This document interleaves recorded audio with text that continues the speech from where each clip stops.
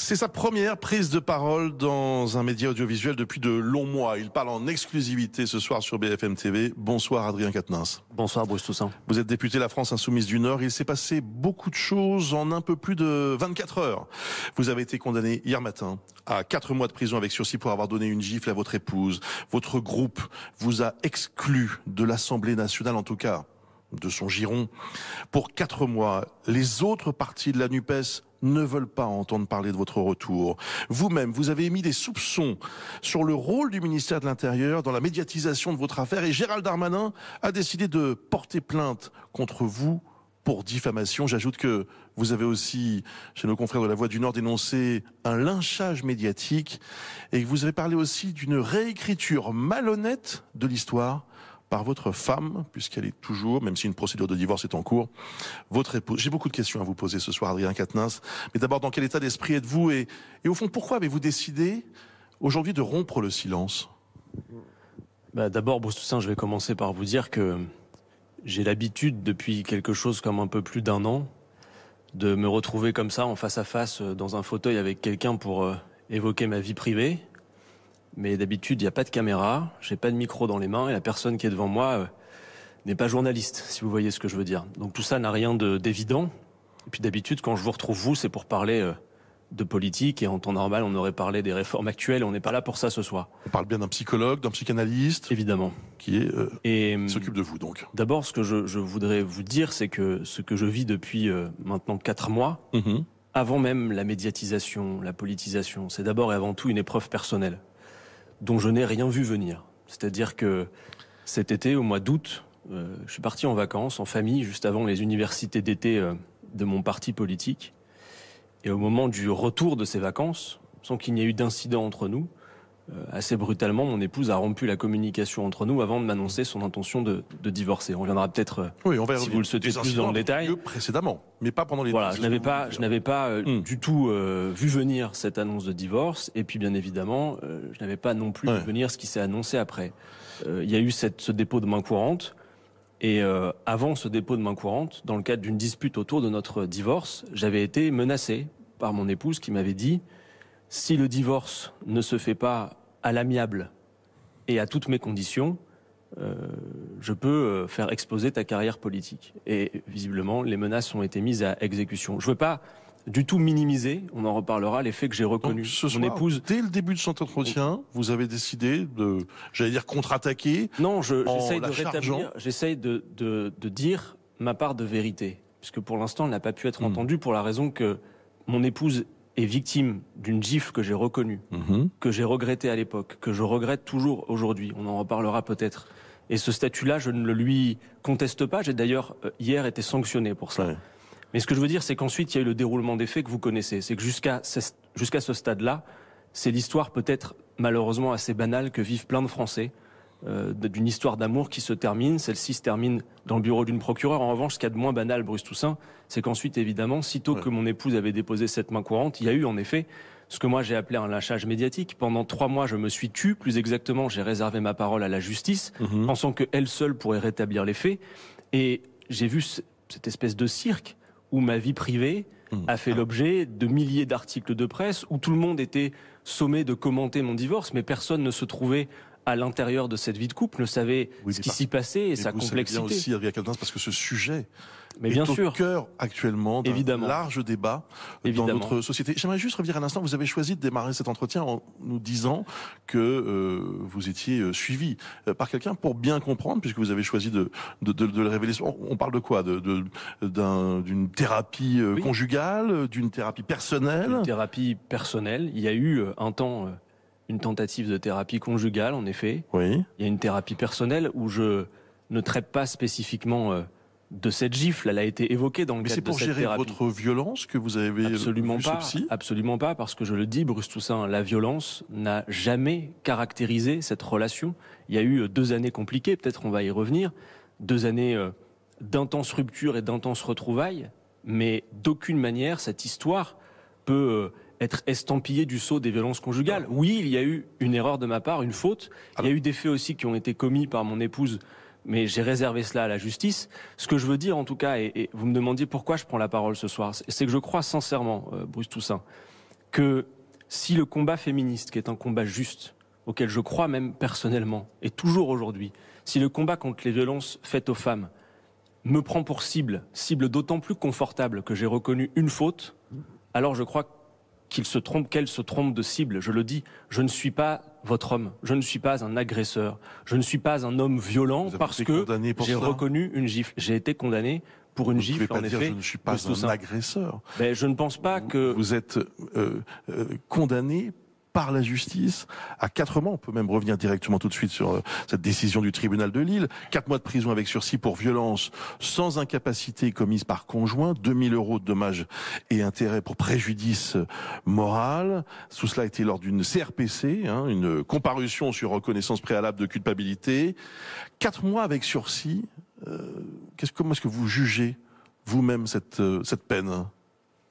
Écoutez, dès l'instant où il y a eu ces fuites dans la presse, où toutes sortes de personnes ont associé mon nom à l'idée de violence conjugale, j'ai fait ce choix contre l'avis de nombreux conseils. Vous le regrettez ? Non, absolument pas. Je le regrette pas parce que c'est un choix personnel que j'ai fait, qui a été y compris imposé à mon entourage. J'ai dit, écoutez, moi, dès l'instant où on m'a informé de cette main courante, j'ai dit, écoutez, moi, sur 13 ans de vie commune, je sais le peu de choses qui peuvent m'être reprochées dans des moments très précis, et j'ai préféré les dire plutôt que de les cacher. Et il y a eu une enquête fouillée, Bruce Toussaint. Honnêtement, je souhaite le même déploiement de moyens, la même rapidité pour toutes les femmes qui auraient à passer la porte d'un commissariat. Vous savez, moi, tous les jours, depuis le début de cette histoire, je reçois des témoignages de femmes battues que j'accompagnais comme députée, que je continue à accompagner, qui m'envoient des copies de leurs plaintes avec des constatations de blessures atroces faites par des médecins légistes et qui déplorent auprès de moi qu'il n'y ait pas de suite à leur plainte déposée à cette heure. Alors qu'en effet, en 4 mois, et je m'en félicite pour cette affaire, 4 mois avec sursis, la gifle de c'est mérité, a été traitée.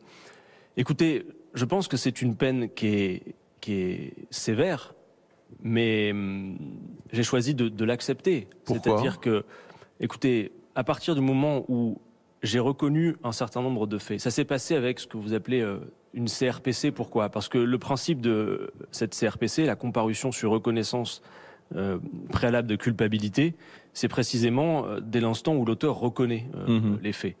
Et cette gifle datait de plus d'un an. Je veux le dire aussi parce que certains ont pensé que c'est suite à l'annonce de divorce qu'il y aurait eu un fait de violence dans notre couple. Et en réalité, cette gifle, elle est datée.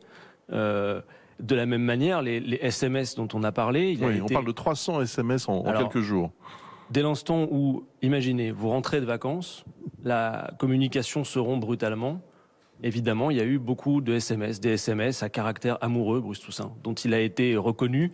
Alors la qualification pénale, c'est malveillant parce qu'il y a cette histoire de réitération, mais des SMS dont il a été reconnu, le juge l'a redit hier au tribunal, qu'il n'était pas menaçant, pas agressif. Ce sont des messages On a du mal à croire que si vous envoyez « je t'aime » à votre femme, on vous parle de SMS malveillants. Ah bah, si vous voulez, on vous fournira éventuellement ces SMS, mais c'est bien le cas. Alors évidemment, ce sont des messages où plutôt que de faire un message de 10 lignes en un envoi, je peux avoir fait plusieurs messages spontanés parce que je ne comprends pas ce qui se passe. Ce que je veux dire en tout cas, c'est que il y a eu une enquête fouillée, il y a eu de nombreuses auditions, il y a eu de nombreux témoignages, il y a eu des expertises psychologiques, il y a eu mon téléphone et celui de mon épouse qui ont été passés au crible.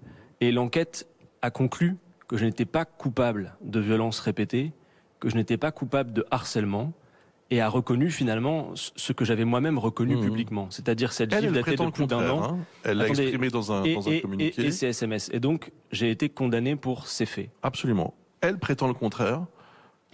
Qu'est-ce que vous répondez à ces accusations ? Ça, je ne peux pas le laisser dire. Parce que précisément, si les déclarations de mon épouse dans la presse ont davantage de valeur que les conclusions d'une enquête judiciaire, alors il faut me dire comment je suis censé rétablir les faits. Est-ce qu'il faut que je dévoile nos photos d'événements récents, les échanges que nous avons eus par SMS avant cette annonce de divorce, pour montrer que le climat qu'elle décrit ne correspond pas à la réalité ? Vous-même expliqué il y a quelques instants que la fameuse gifle datait d'1 an. Oui. Donc on peut aussi se demander si cette relation n'était pas une relation conflictuelle, difficile, voire violente. Elle n'était pas violente, elle était difficile depuis à peu près 2 ans. Si vous voulez que je vous résume un peu cette histoire de couple. Moi, j'ai rencontré celle qui sera bientôt mon ex-femme en 2008. J'étais étudiant. J'ai rencontré quelqu'un au passé douloureux. Et les premières années ont été des années difficiles où il a fallu être une épaule. Je l'ai été pendant des années pour l'accompagner. Puis on a trouvé une forme de quiétude. Nous nous sommes mariés en 2014.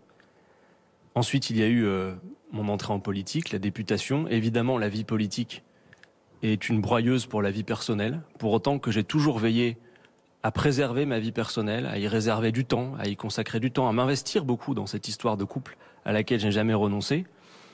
Puis en 2019, il y a eu la naissance de notre enfant. Et à partir de là, mon épouse a eu une relation très exclusive, très fusionnelle avec notre enfant. Et nous avons connu des difficultés de couple. Et en 2020, au moment du confinement plus précisément, c'est moi qui suis parti du domicile conjugal pendant 2 mois. Et j'y suis revenu quasiment aussi vite que j'en étais parti, avec beaucoup de fulgurance, avec la détermination de sauver ce couple. D'abord parce que j'avais toujours des sentiments pour mon épouse, mais aussi parce qu'elle m'imposait des conditions absolument détestables pour voir ma fille sur le parking de notre résidence. Je ne pouvais pas voir ma fille au-delà de ce parking.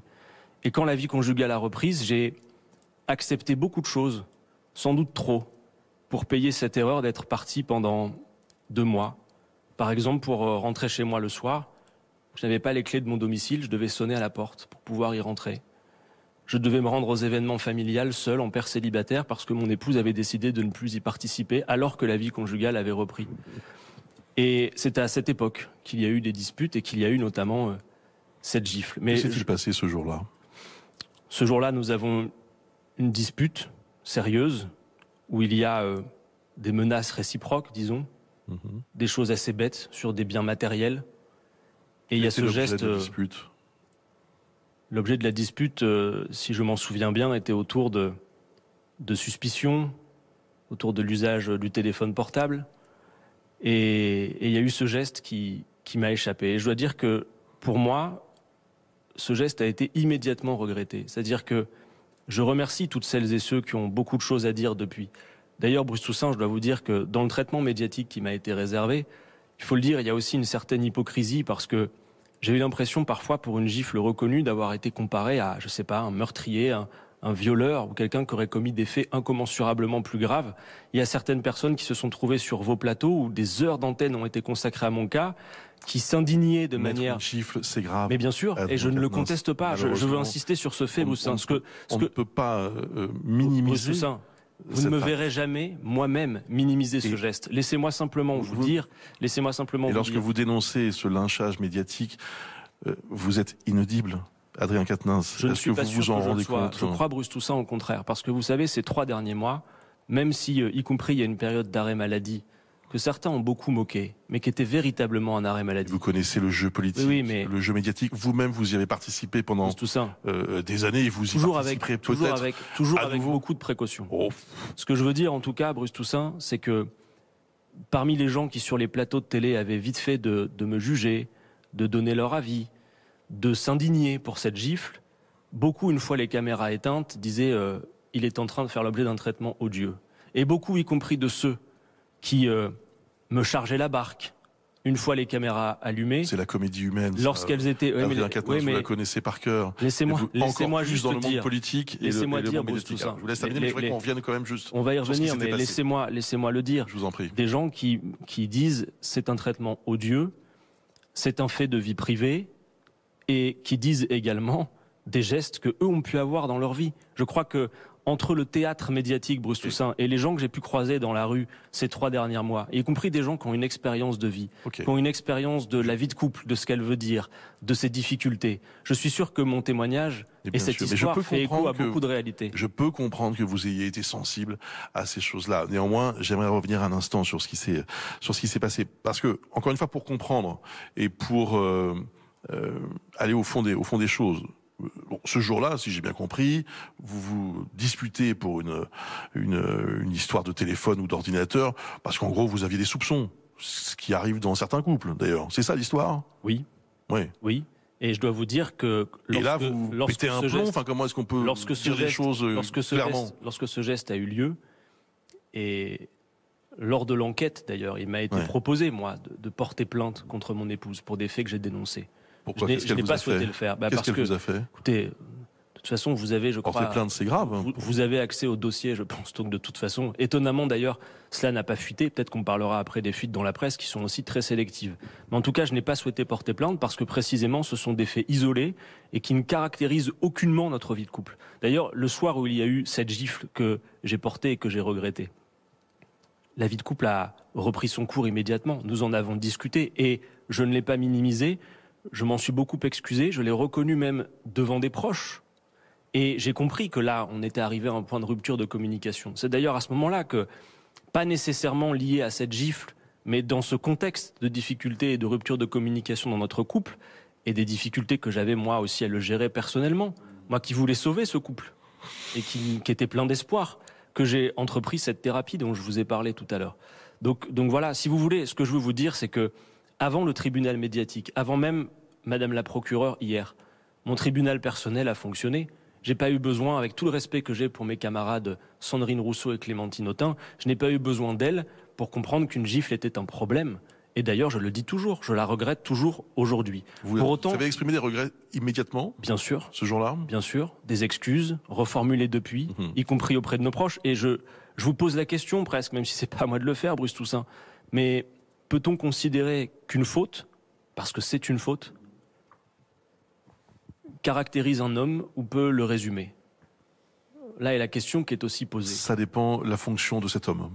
Mais je crois précisément que votre position fait que, malheureusement pour vous, ça vous caractérise parce que vous avez un devoir d'exemplarité en tant qu'élu de la nation, député même, c'est pas rien d'être député. Ce devoir d'exemplarité, ça veut dire que la faute est absolument interdite. Je veux dire, évidemment, si j'avais été un homme qui battait sa femme, si j'avais été rendu coupable de violences répétées, on n'en serait pas exactement aux mêmes proportions. Il y a la question de la proportion, de la gradation, de la mesure, de la complexité d'une situation. Et en disant ça, je ne veux surtout pas minimiser le fait pour lequel j'ai été sanctionné et accepté ma sanction. Notre entretien a démarré il y a une dizaine de minutes. J'entends quelqu'un qui, au fond, se considère comme victime depuis 10 minutes. C'est pas vous la victime, Adrien Quatennens. Mais vous vous trompez. C'est votre femme. Je ne considère pas du tout que ma femme ne soit pas victime. J'ai été sanctionné par la justice pour cela.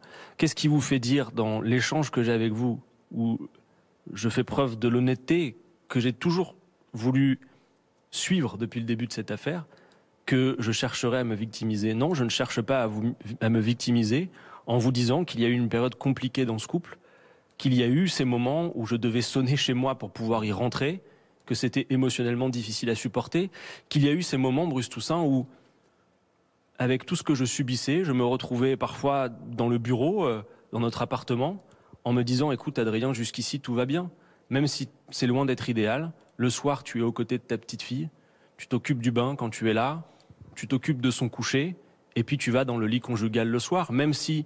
tu subis des choses que peut-être tu ne devrais pas subir pour réparer cette erreur que tu as commise d'être parti pendant 2 mois. C'est finalement profondément ça qu'il se passe.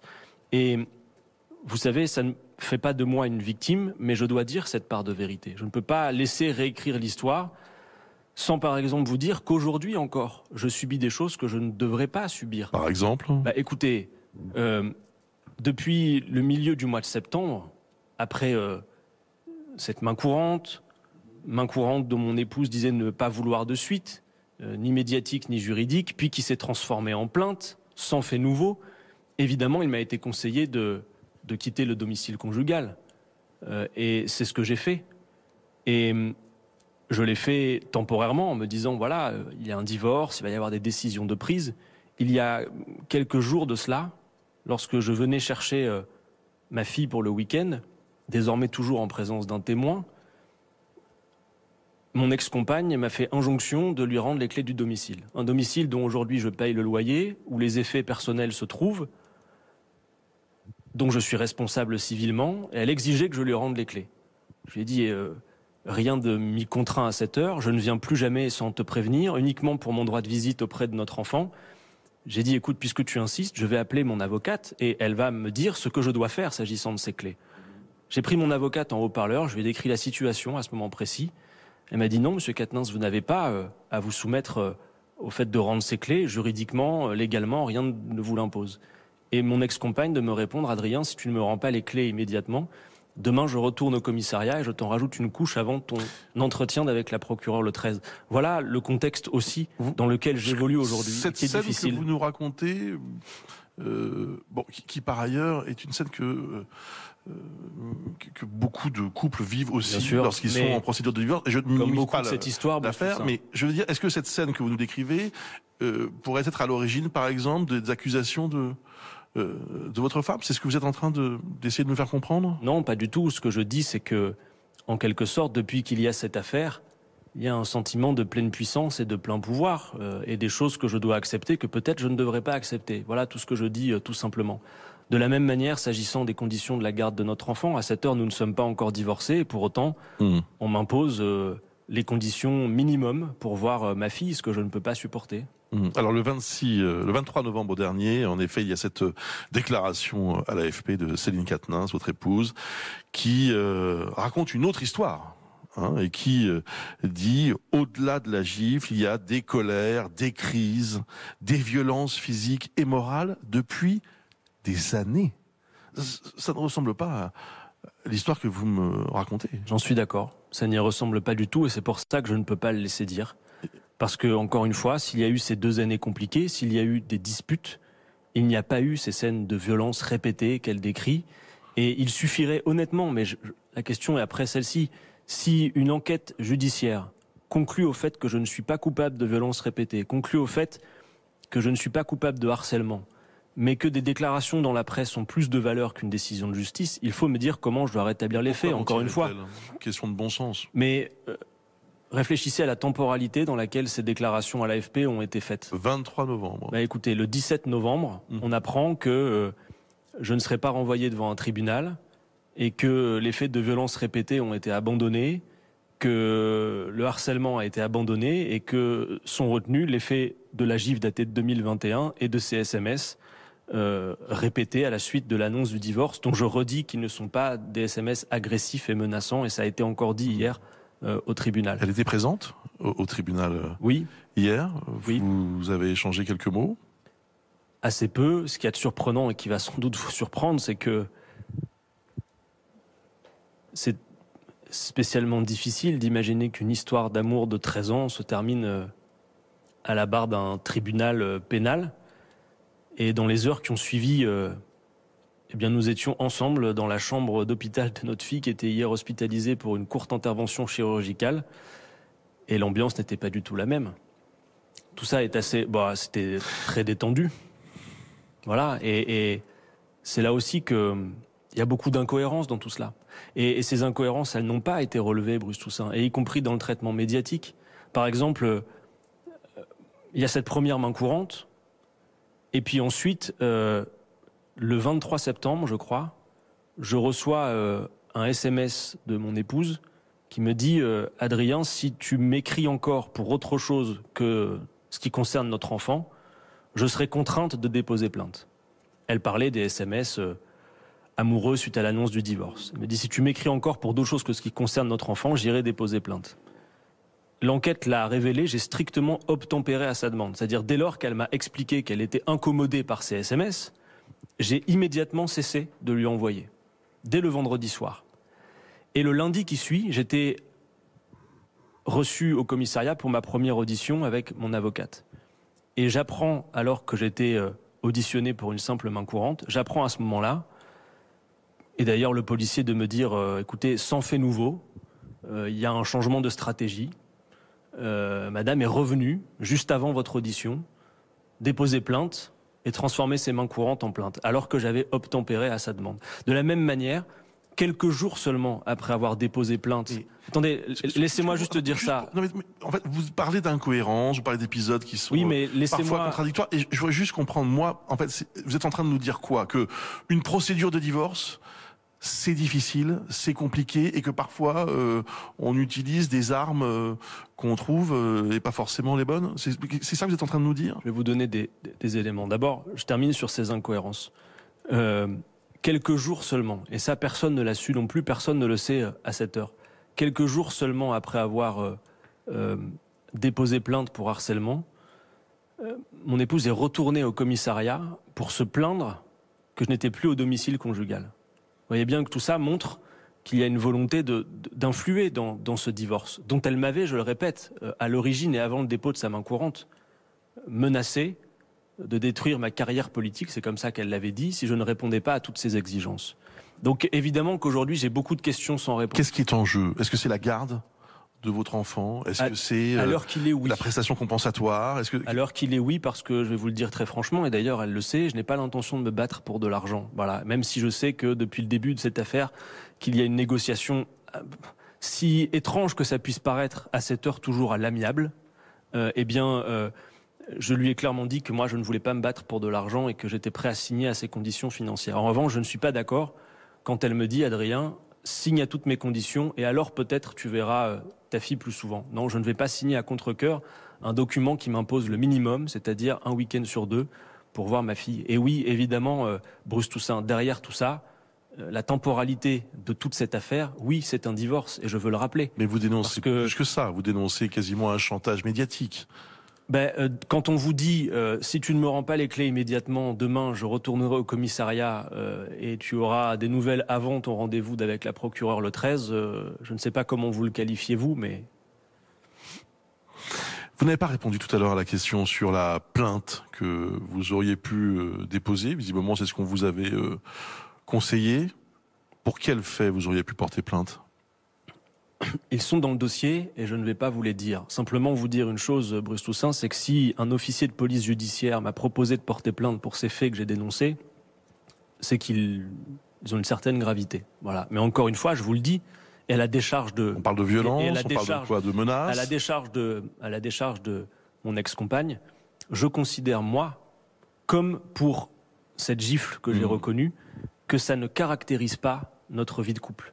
Je veux dire, tous les couples connaissent des disputes. Fort heureusement, tous ne connaissent pas des gestes déplacés qui peuvent leur échapper, mais ça fait partie aussi de la vie.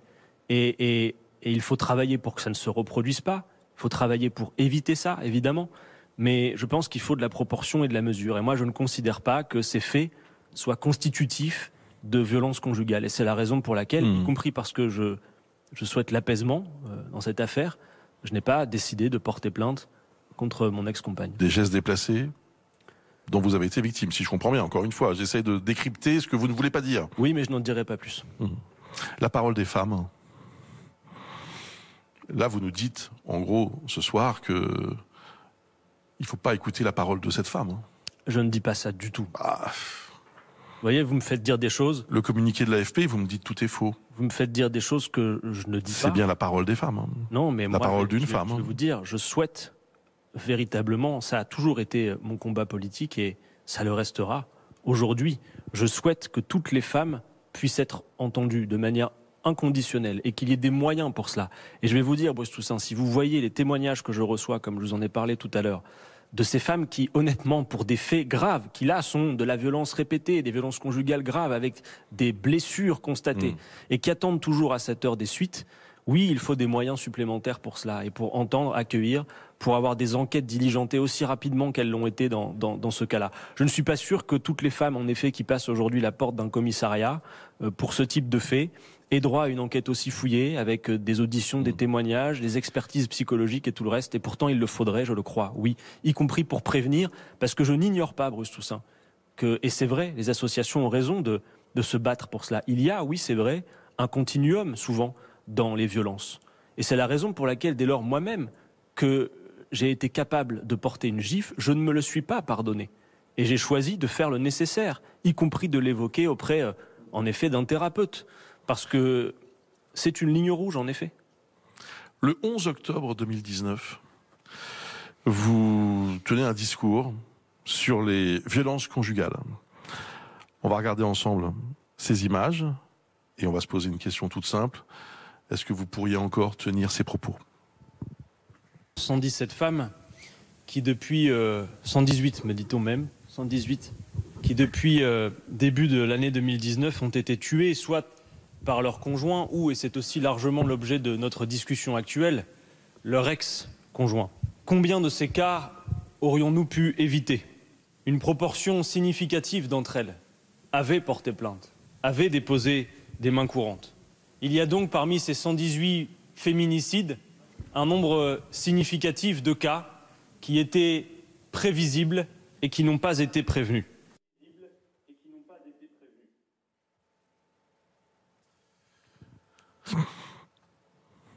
Est-ce que vous pourriez à nouveau, à l'Assemblée, tenir ces propos? Mais je n'ai pas une virgule à en retirer, Bruce Toussaint. Pas une. Et je vais même vous dire... Et vous imaginez ce qui se passerait mais... dans l'hémicycle? Et vous ne pourriez même pas terminer votre première phrase? Mais je trouve ça ridicule. Je vous le dis sincèrement, je trouve ça ridicule. Encore une fois, parce qu'une faute ne caractérise pas une personne, ne l'essentialise pas. Imaginez. C'est comme si vous disiez que quelqu'un qui demain va être trouvé en train de fumer un joint va devenir trafiquant de drogue. Je veux dire... Il faut de la proportion, de la mesure. Et puis surtout, les deux choses n'ont rien à voir. Et puis surtout, ce que je veux vous dire, Bossin, c'est que ce dont je me plains moi, ce n'est pas du fait que la main courante qu'a déposée mon épouse ait été prise au sérieux, comme je le réclamais dans l'hémicycle. Au contraire, je me satisfais, y compris que sa main courante à elle ait été prise au sérieux et qu'il y ait eu des suites aussi rapides que celles qui ont été diligentées. Non, ce dont je me plains, c'est des fuites médiatiques, du non-respect de l'enquête et du traitement absolument incroyable que cela a généré. D'ailleurs, très franchement, je vous le dis, je crois qu'il y a un monde entre, c'est vous qui avez même parlé tout à l'heure, je crois, de théâtre, entre ce théâtre médiatique et la réalité vécue. Bruce Toussaint, la plupart des gens que j'ai croisés dans la rue ces 3 derniers mois m'ont témoigné de leurs propres histoires de vie, et bien qu'ils ne minimisent pas eux non plus, ni ne se pardonnent certains gestes qu'ils ont pu commettre, m'expliquent ce qu'est... une séparation difficile, un divorce douloureux et des tempêtes dans un couple. Et ça ne veut beaucoup de gens de la NUPES, hein, parce que écoutez, quand on les écoute, écoutez, ils n'ont pas de mots assez durs. Vous seriez surpris on va en parler, là c'est de la politique, mais moi en tout cas, en attendant, parce que je vous l'ai dit, il n'y a pas que la politique dans cette affaire, pour moi il y a d'abord et avant tout l'épreuve personnelle que je suis en train de vivre et qui est douloureuse. Et ces témoignages, ces marques d'affection et ces témoignages de parcours de vie sont enrichissants. Et y compris, il y a quelque chose, je dois dire, de très générationnel là-dedans. Je sais que parfois, il peut y avoir une rupture de confiance, y compris de la part des plus jeunes, qui avaient confiance en moi, qui peuvent être aujourd'hui déçus. Et je leur dis une nouvelle fois, je ne crois pas qu'une faute puisse me résumer.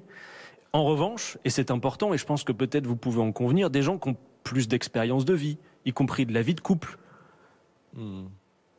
peuvent quelque part se reconnaître dans cette histoire qui aurait dû rester privée et qui devient publique. Adrien Quatennens, ça fait quelques années, vous l'avez rappelé tout à l'heure, hein, que vous êtes au cœur des batailles politiques. Je vous ai connu moins compréhensif, avec d'autres adversaires politiques. Je vous ai trouvé souvent offensif lorsque certains avaient commis des fautes. Moi? Oui.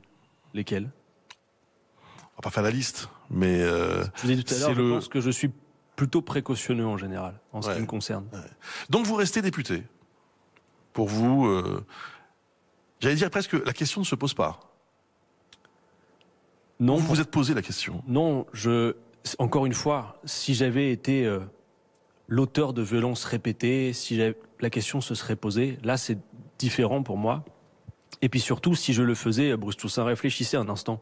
On parle depuis tout à l'heure de la confusion qu'il peut y avoir entre la vie privée et la politique, la justice et les médias. Si je démissionnais demain, ce serait un précédent, à mon avis, assez dangereux, qui ouvrirait la voie à toute instrumentalisation de la vie privée en politique. Et je le dis, y compris à ceux qui sont les plus sévères à mon égard.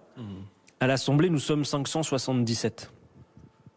577 femmes, hommes, et je l'ai dit hier, et je le redis, pas des surfemmes, pas des surhommes. Et donc des gens qui peuvent dans leur vie parfois commettre une erreur. Vous pensez que d'anciens députés qui ont été condamnés pourraient revenir à l'Assemblée? Ça ne vous poserait pas de problème? Je pense que tout dépend de ce pourquoi ils ont été condamnés. Pourquoi après tout? Puisque vous faites la démonstration, si j'ai bien compris, qu'une faute est payée à partir du moment où il y a une condamnation et que une fois que cette condamnation a été prononcée, la vie peut continuer. Sauf erreur de ma part, il me semble que c'est relativement le principe de ce qu'on appelle encore la justice, je crois, d'une part. Et puis par ailleurs, c'est plutôt le camp que je représente, dans lequel je me bats, la gauche, qui a défendu le droit à la réhabilitation, à la seconde chance et au fait que quand une peine était exécutée, on ne méritait pas d'être banni à vie. Vous connaissez Pascale Martin ? Très bien, oui. Député de la France Insoumise d'Ordogne. Oui. C'est votre famille politique. Oui, bien sûr. Regardez ce qu'elle déclare.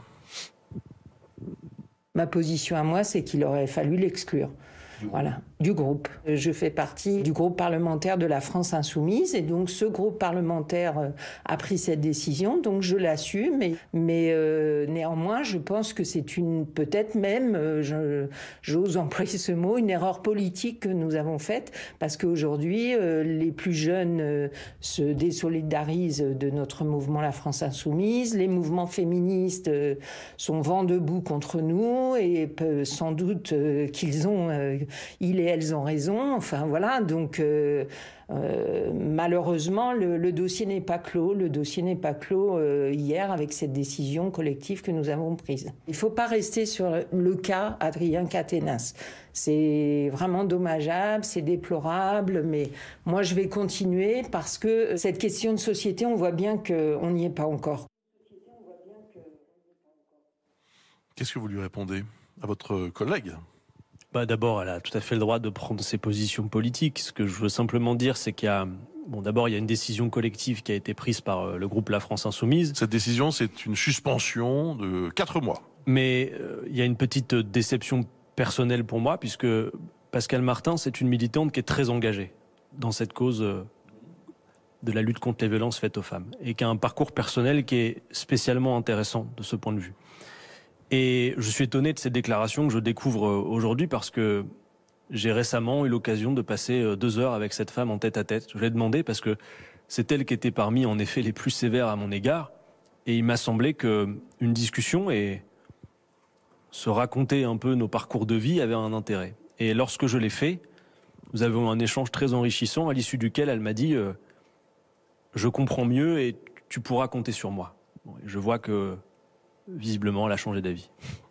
Jean-Luc Mélenchon, vous a-t-il parlé depuis hier matin ?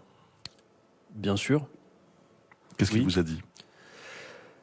Écoutez, le contenu de mes discussions avec Jean-Luc Mélenchon nous concerne. Ce que je peux vous dire, en tout cas, y compris parce qu'il a été beaucoup critiqué par ses prises de position au début. Mais je crois qu'en fait, cela montre bien le clivage qu'il y a entre ceux qui connaissaient l'histoire dans son ensemble, connaissaient davantage en tout cas l'histoire de ce couple et ce qui s'y passait, qui avait un lien peut-être plus privé avec moi. Et je crois que c'est le sens profond du tweet qu'on a beaucoup reproché à Jean-Luc Mélenchon. Dans lequel il disait que vous étiez courageux, reconnaissait qu'il y avait de quoi être surpris ou moi, je souhaite pas choqué. Je souhaite pas qu'on... Vous voyez, même quand j'ai reconnu cette gifle, certains ont dit cet exemple. Moi, je veux dire, je l'ai pas fait pour ça. Je l'ai fait parce que voilà, je voulais reconnaître au moment où on parlait de violence conjugale le fait le plus grave que j'avais commis pour dire voilà de quoi on parle. Je ne supportais pas qu'on puisse imaginer que je sois un homme qui battait sa femme. Voilà, Bruce Toussaint. Et comme cette faute avait été reconnue en privé, je ne voyais pas l'intérêt de la nier en public. Même si, attention, et là il y a un message qui est délétère, je dois le dire. Mais justement, vous pensez qu'il vous a rendu service en faisant cette déclaration ? Je vais revenir à Jean-Luc Mélenchon. Humainement peut-être, mais politiquement. Vous ne trouvez pas que le message qui a été envoyé quand certains aujourd'hui protègent des hommes et des femmes politiques mis en cause pour des faits autrement plus graves que ceux qui m'ont été reprochés. Presque, j'ai entendu des responsables politiques quasiment me reprocher d'avoir avoué. Le message qu'ils ont envoyé, c'est, quelle que soit l'erreur que vous commettez, c'est d'ailleurs la bonne tradition en politique, nier. Et en effet, c'est vrai, Bruce Toussaint, moi on m'a dit, première heure de cours de droit à la faculté, on vous apprend qu'en France, quand vous avez un fait à vous reprocher, vous avez plutôt intérêt à nier. Ce n'est pas le choix que j'ai fait. Et je découvre que quand on reconnaît une faute, qu'on pose un genou à terre, qu'on accepte une sanction, eh bien, l'acharnement redouble. Et fait de vous une cible d'autant plus confortable que vous avez reconnu un fait. Sur Jean-Luc Mélenchon, j'y reviens, pas ce qu'il a dit sur courageux ou pas, mais quand il a dit il prend tout sur lui. Ce n'était pas du mépris vis-à-vis de mon épouse qu'il connaît personnellement. C'est qu'il connaît cette histoire, il sait ce qu'il s'est passé à l'intérieur, puisque c'est un confident aussi, Jean-Luc Mélenchon, pour moi. J'ai une relation qui n'est pas que politique avec lui. Et voilà, je crois, pourquoi il a dit cela à ce moment-là. C'est parce que, encore une fois, cette histoire, malheureusement, ne correspond pas au cas d'école et au discours préconçu sur le sujet. Voilà. Mais politiquement, j'allais dire même stratégiquement, il a crispé toute la NUP. Il a créé un sentiment qui était au fond très critiquable. Je le disais, il vous a pas vraiment rendu service. Et je crois que ça a fait de vous l'homme qui peut faire exploser la NUPES. Vous savez, Bruce Toussaint, depuis que la NUPES est née, on prédit sa mort tous les jours. Et je ne crois pas qu'il soit sérieux de dire que la survie de la NUPES soit conditionnée à ma mort politique. Je crois que ce serait vraiment pas sérieux que de le dire. Aujourd'hui, c'est assez fissuré. Non, je pense que ça, c'est du théâtre, pour le coup.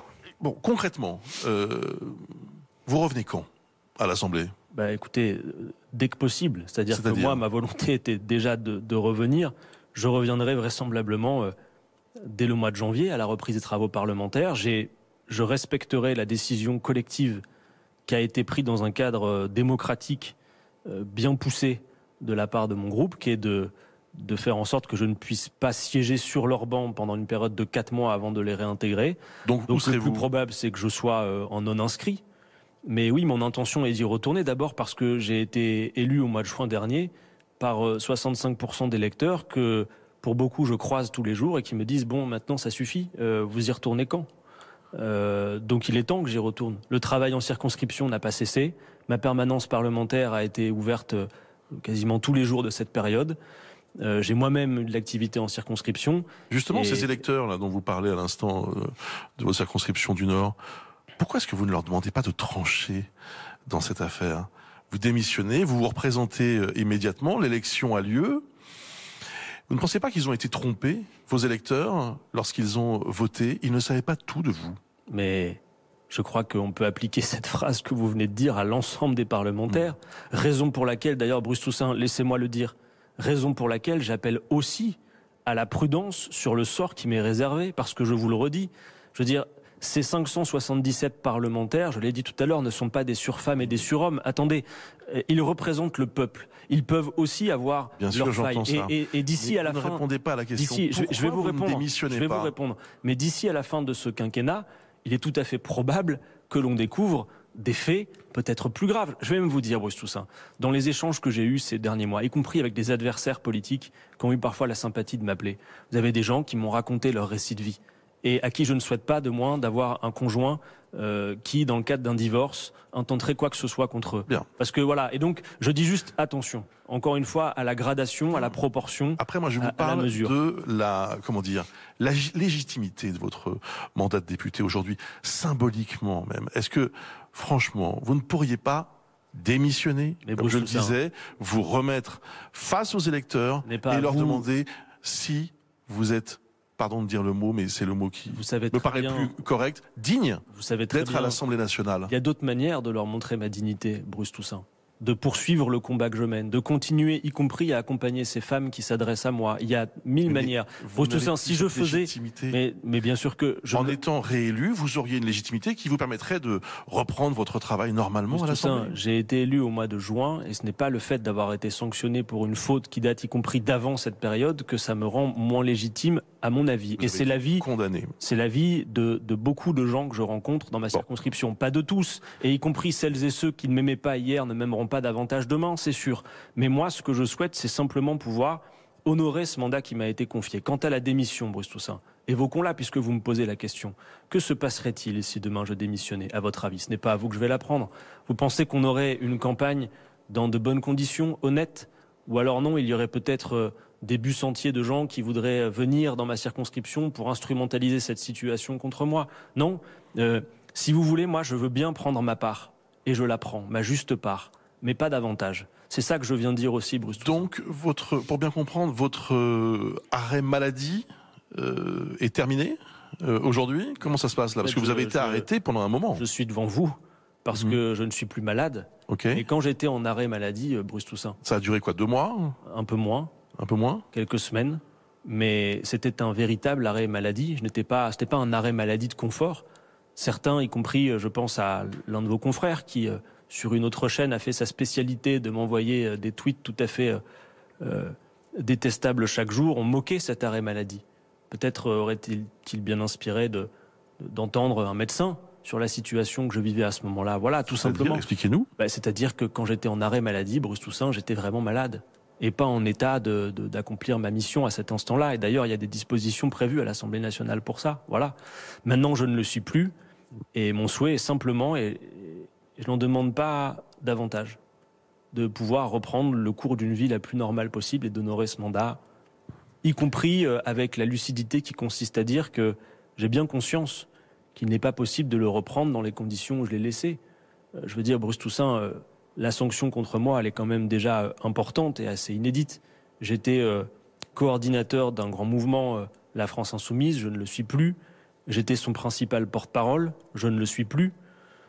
J'ai reconnu une faute, j'ai été condamné pour cela. Vos amis vous disent ne reviens pas avant le 13 avril. Et vous dites je reviens en janvier. Non, ils me disent tu n'es plus membre du groupe. Oui. Jusqu'en avril. D'accord. Enfin, mais Bruce Toussaint, c'est une façon de dire... Un peu de cohérence, parce que au-delà de mes électeurs qui ont le droit d'attendre de leurs députés qu'ils siègent à l'Assemblée, les mêmes qui me disent ne reviens pas sont parfois ceux qui me disent regardez, il n'est pas là, mais il touche ses indemnités parlementaires. Vous imaginez un peu la contradiction? Ce qui est vrai, malheureusement. Donc, il est plus... ce qui est bien le cas. Mais alors, encore quand une fois, votre arrêt maladie a été terminé, on ne vous a pas vu à l'Assemblée et vous avez touché votre, par contre, on m'a vu votre salaire de député. On m'a vu en circonscription, en revanche. Mais il est temps que je reprenne mon activité parlementaire. Je l'ai dit, je respecterai la décision collective du groupe. Je la respecte absolument. Ils ne veulent pas que je sois membre du groupe pendant 4 mois. Je ne serai pas membre du groupe pendant 4 mois. Mais je vais reprendre le chemin de l'Assemblée parce que c'est ce que beaucoup attendent de moi. Votre avenir, c'est quoi? Donc vous allez revenir en janvier. Ensuite, le 13 avril, vous pourrez réintégrer les bancs de la France Insoumise. Et ensuite? Mais ensuite, je serai parlementaire. Et d'abord et avant tout, Bruce Toussaint... j'ai à me reconstruire après cette épreuve aussi sur le plan personnel. Mais politiquement, si vous permettez, on a beaucoup parlé de votre... Je crois qu'à ce stade... de votre situation personnelle, mais... Je crois qu'à ce stade... Politiquement, quand vous allez croiser Olivier Faure, quand vous allez croiser Sandrine Rousseau, quand vous allez croiser tous ces gens, comment ça va se passer? Mais... Ils ne veulent pas de votre retour. Mais Bruce Toussaint, encore une fois, je n'ai tué personne, je n'ai violé personne, je n'ai pas de sang sur les mains. Ouais. Vous leur dites quoi, alors? J'ai reconnu une faute. Vous leur dites? J'ai reconnu une faute datée, qui a été... mise en avant dans un contexte de divorce. Je pense que plein de gens pourraient connaître la même situation et je demande simplement la proportion. Voilà, c'est tout. Et je souhaite simplement pouvoir reprendre une activité parlementaire normale, mais je suis lucide. Je sais que qu'il s'agisse de ma vie privée ou de ma vie politique, tout est à refaire. J'en ai bien conscience. Souhaitez-vous redevenir coordinateur, porte-parole de la France Insoumise à terme? À ce stade, franchement, rien ne serait... raisonnable d'autre que de dire que je souhaite reprendre une activité parlementaire normale. Je n'ai aucune autre prétention. Gérald Darmanin a annoncé hier soir qu'il allait porter plainte pour diffamation après les propos que vous avez tenus dans La Voix du Nord, dans un entretien dans lequel vous évoquez une médiatisation qui ne serait pas due au hasard de votre affaire, des fuites, pour dire les choses. Voilà. Alors... qu'est-ce que vous pouvez nous dire de plus? Parce que maintenant, il y a une plainte pour diffamation. Et visiblement, vous n'avez pas de preuves de cela. D'abord, je voudrais recadrer les choses. J'ai lu toutes sortes d'articles absolument à côté de ce que j'avais dit depuis hier soir. Des gens qui prétendent que j'aurais dit que le ministre de l'Intérieur ou le ministère de l'Intérieur aurait orchestré toute cette affaire contre moi. Non, la question qui m'était posée précisément dans La Voix du Nord était celle des fuites dans la presse. Et j'ai d'ailleurs pris, moi, toutes les précautions d'usage, parce qu'en effet, s'il y a des rumeurs et plusieurs sources journalistiques qui me disent que ça a pu venir de là, moi-même, dans l'interview de La Voix du Nord, je prends la précaution de dire je ne peux pas accuser le ministère de l'Intérieur parce que je n'ai pas de quoi l'affirmer. Mais néanmoins, une réalité... C'est ce que vous avez fait. Non, une réalité, Bruce Toussaint, c'est que cette réalité, c'est que des journalistes m'ont dit que ça venait de là. Et j'ai précisé, moi, je ne peux pas l'affirmer. Donc moi, je ne souhaite pas diffamer. En revanche, je vois la réaction du ministre de l'Intérieur. Et je m'étonne que le ministre de l'Intérieur, dans ce cas précis, n'ait pas mieux à faire que de porter plainte contre moi. Je vais vous dire pourquoi. C'est une accusation qui est grave. Mais quand même, parce que si le ministre de l'Intérieur orchestre des fuites auprès de journalistes pour vous porter tort... Je n'ai jamais affirmé ça. Je n'ai jamais affirmé ça. En revanche, j'interroge... relisez-moi, vous verrez. En revanche, j'interroge Gérald Darmanin, n'a pas l'air... Si vous permettez, on va écouter ensemble oui, bien sûr. Gérald Darmanin qui s'est exprimé ce matin. On a compris ce qu'il disait, vous l'avez très bien répété. Vous direz ensuite ce que vous souhaitez lui répondre. Regardons ensemble. Oui, ses propos sont calomnieux.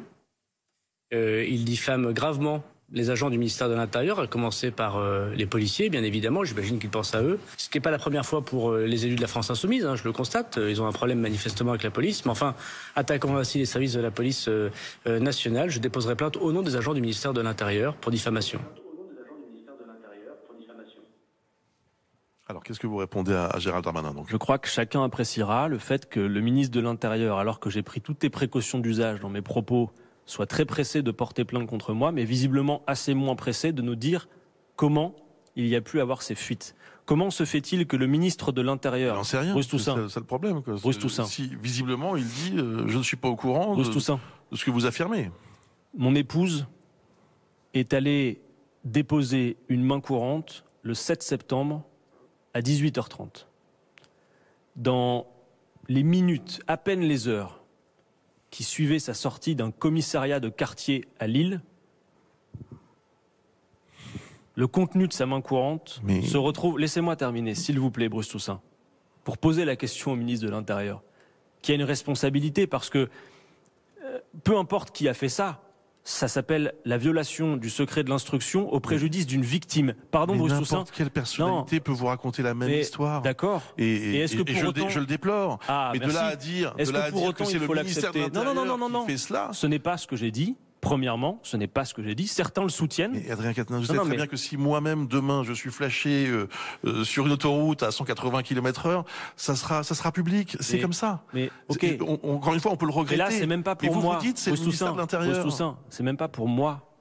Moi, j'en fais mon affaire. Je veux dire, je suis un homme qui a des responsabilités publiques. Je peux venir m'en expliquer devant vous. Là, précisément, vous m'avez dit tout à l'heure que je refusais le statut de victime de mon ex-compagne. Non, au contraire. Quand cette femme va au commissariat de quartier de Lille, elle dit « Je ne souhaite pas qu'il y ait de suite médiatique ». Dans les minutes à peine, peut-être n'était-elle même pas encore rentrée au domicile, que le contenu de sa main courante est dans les salles de rédaction parisiennes. Donc plutôt que de porter plainte contre moi, qui n'est absolument pas diffamé, puisque je n'affirme rien, je souhaiterais que le ministre Darmanin m'accompagne plutôt et soit soucieux de la recherche de savoir qui a fait fuiter le contenu de ces mains courantes. D'autant plus que ces fuites ont été extrêmement sélectives, je vous l'ai dit, puisque quasiment tout ce qui était à charge contre moi a fuité, mais que tout ce qui pouvait au contraire rétablir un peu de vérité et pointer les incohérences de mon ex-compagne n'a pas fait l'objet de fuite. Adrien Quatennens, votre divorce n'est toujours pas prononcé? Non, pas encore, donc, puisque à l'heure où je vous parle, nous négocions toujours dans un cadre amiable qu'a voulu mon épouse. Ce qui signifie que d'autres révélations, entre guillemets, pourraient intervenir? Non. Non, c'est l'épilogue judiciaire dès lors que vous n'avez pas peur de cela? Non, puisque il y a eu une enquête très complète, la justice a fait son œuvre et rapidement, et moi-même, je n'ai pas souhaité porter plainte contre elle. Donc c'est l'épilogue judiciaire. Et maintenant, oui, il nous faut terminer ce divorce, et je souhaite que nous puissions nous accorder sur les conditions de la garde de notre enfant, parce que c'est vraiment ce qui compte le plus pour moi. Et j'ai bon espoir que tout ça puisse s'apaiser et que même, pourquoi pas, dans quelques temps, on puisse, en tout cas autour de notre enfant, retrouver les conditions d'un dialogue à peu près serein, qui est rendu difficile aujourd'hui. Et je ne demande pas grand-chose, simplement, alors que tant de papas, dans les cas de séparation, acceptent la distance avec leurs enfants, sont peu investis, moi je ne demande qu'à pouvoir m'investir davantage auprès de mon enfant.